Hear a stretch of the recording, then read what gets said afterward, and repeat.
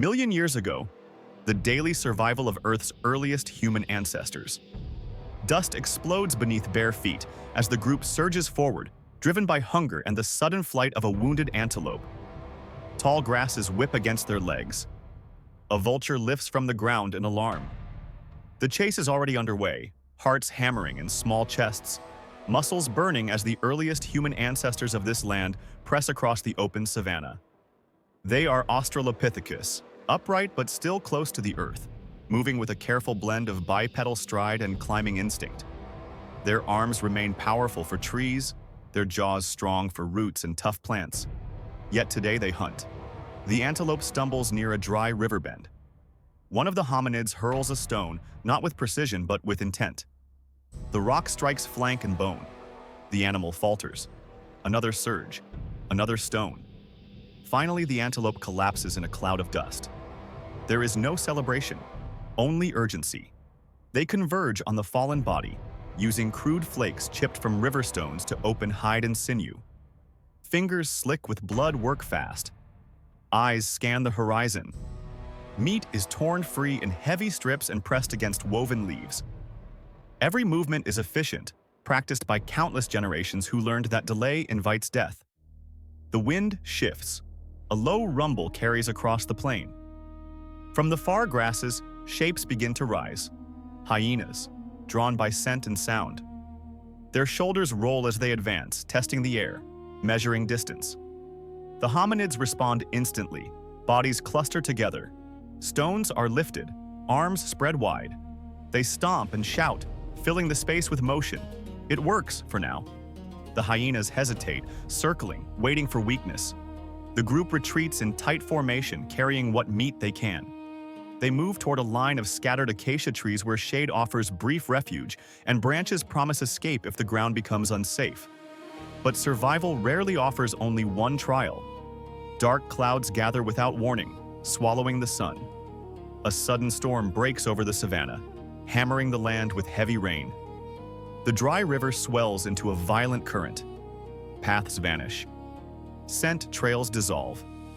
The group is forced to detour, wading through rising water while clutching their precious food high against their bodies. Lightning splits the sky. The storm scatters insects, flattens grasses, and drives prey deep into cover. By the time the rain eases, the world has changed. Familiar landmarks are blurred. The air carries new smells. Somewhere nearby, a rival group has moved into the same territory, drawn by the same fresh growth and migrating herds. The hominids feel it before they see it, an uneasy tension in the air, the awareness of watched ground.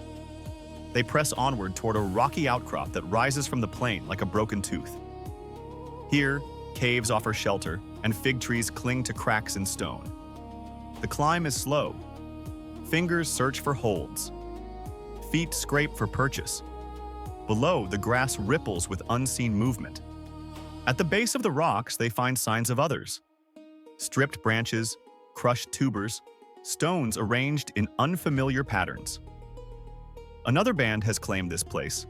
There is no room for conflict. The group veers away, choosing a longer route that leads toward a distant forest edge. It is a dangerous decision. Forests shelter food, but also ambush. Leopards melt into shadow there.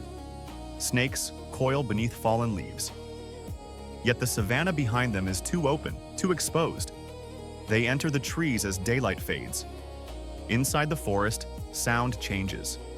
Wind becomes whisper. Footsteps soften. The smell of damp earth replaces dust. The hominids spread out just enough to forage while staying close. Hands pull berries from thorny vines. Teeth crack hard-shelled nuts against stone.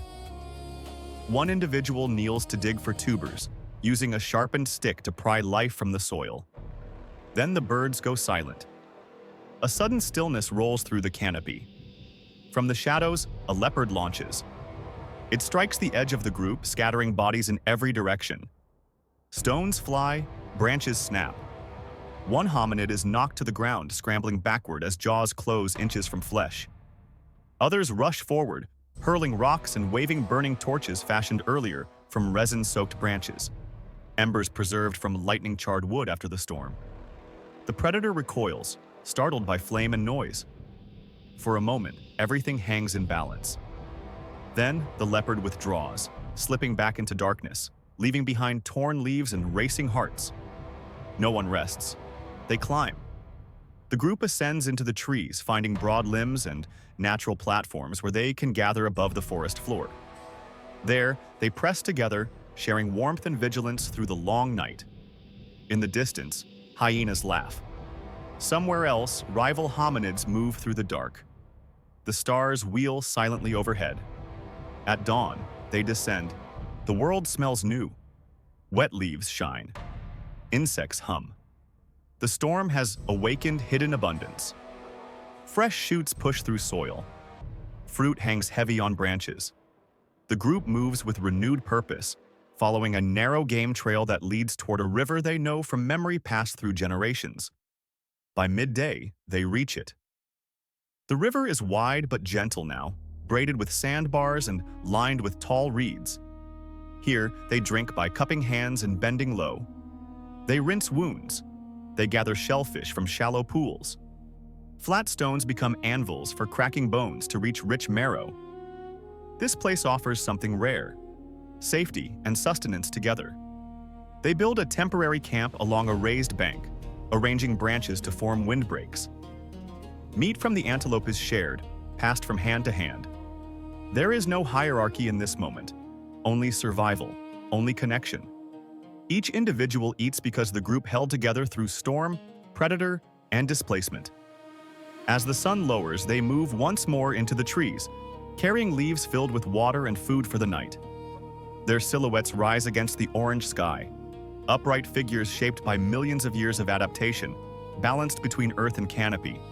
They have crossed open plains, outrun scavengers, endured storms, avoided rivals, and driven back a silent hunter. Tomorrow will bring new dangers. The savanna never rests. But tonight, they endure. In their coordinated movements, in their shared labor, in the quiet resilience written into every step, lies the foundation of humanity. 6.5 million years ago, long before cities and stories, these ancestors learned the most essential lesson of all. Survival is not solitary.